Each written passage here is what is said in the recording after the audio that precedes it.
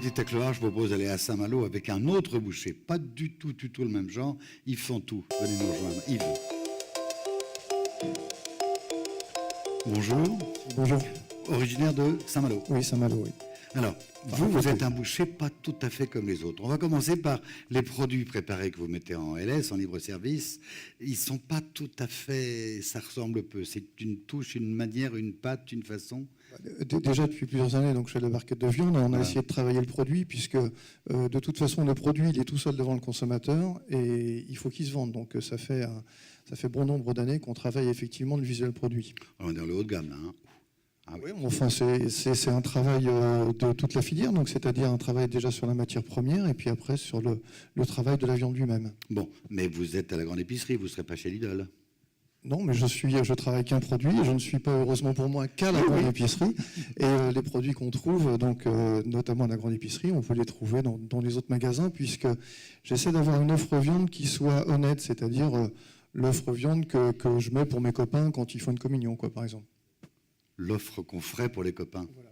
Alors, le magasin eux-mêmes. D'abord, on commence par un gros truc que vous avez fait avec plusieurs copains qui ne sont pas tous bouchés, qui sont vendeurs de fruits et légumes, de fromage, de vin.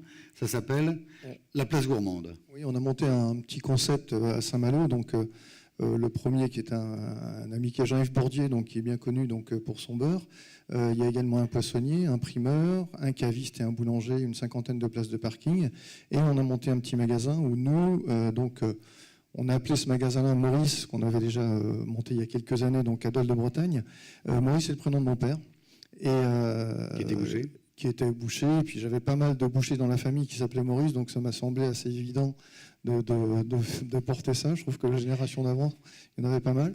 Mais donc, la recette, c'est les 50 places de parking. Ça veut dire qu'en gros, les gens, ils veulent tout et le contraire de tout. De la praticité, c'est-à-dire que les gens vont souvent au drive et ils ne veulent pas reproduire les contraintes de l'hypermarché finalement, et avoir des commerces où on peut faire des achats rapides ou pas rapides. C'est-à-dire que souvent ils arrivent pressés, mais finalement ils ne sont pas si pressés que ça. Voilà, ils arrivent dans les chutes à la bourre, mais il reste un quart d'heure. Ils peuvent rester un quart d'heure, mais ce qu'il faut qu'il soit possible, c'est de faire aussi des achats rapidement. Vos épiceries, vos boucheries, elles ressemblent à des épiceries justement, non ?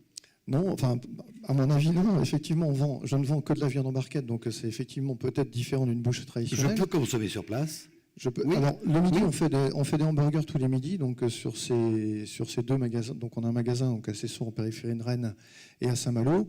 Et effectivement, donc, on a de la consommation sur place le midi, plutôt axé hamburger, avec un produit très bon, très simple, et notamment le truc, c'est Maurice, très très bon burger, Maurice, très très bonne viande. Enfin, on essaie de...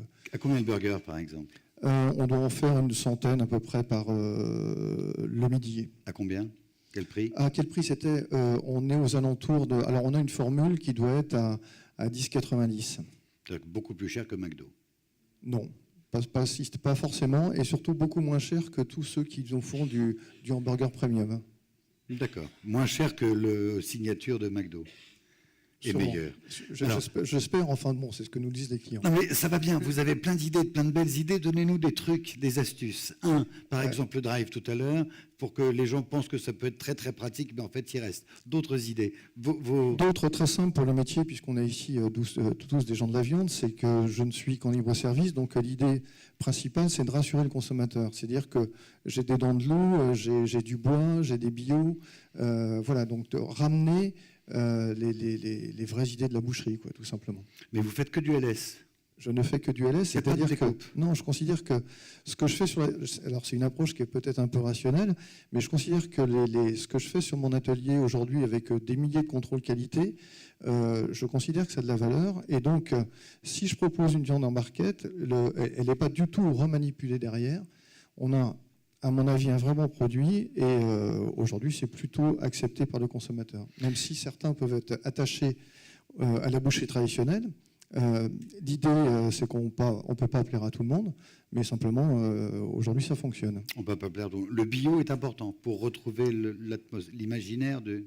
Oui, ramener ça et montrer que derrière cette barquette, il y a du métier. Vous êtes vraiment un boucher, ou plus un marketeur, ou plus un commerçant ?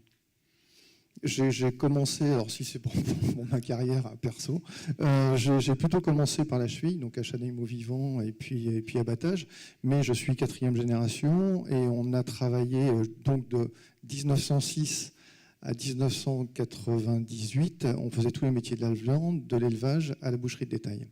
Vous avez arrêté l'élevage ? L'élevage, c'est mon beau-frère qui a repris la ferme. Ça reste si vous encore voulez des détails. Hein. Oui, on en veut. Non, mais c'est aussi beaucoup d'affaires de famille. Et ce qu'on voudrait, est-ce qu'il faut un ADN ? Oh, je pense, enfin, la plupart des gens qui sont là, j'espère qu'on va toucher des jeunes qui viennent d'autres milieux que les nôtres, mais la plupart des gens qui sont là et qui avancent ont grandi dans ces métiers-là. Mais c'est vrai qu'il y a un coin enfant dans votre boucherie ? J'ai mis un petit coin dès le départ où j'ai une boîte à meux, où j'ai la boîte à meux. Ouais, c'est qui fait meux, mais ça plaît beaucoup aux enfants. Et c'est là aussi un petit bio qui est très bas et voilà qui marche. Est-ce que les collègues du coin de France entière viennent vous voir pour vous ? Tiens, c'est pas bête. Bon, j'en ai quelques-uns dans la salle là, qui sont passés me voir. Oui. Y compris les Parisiens.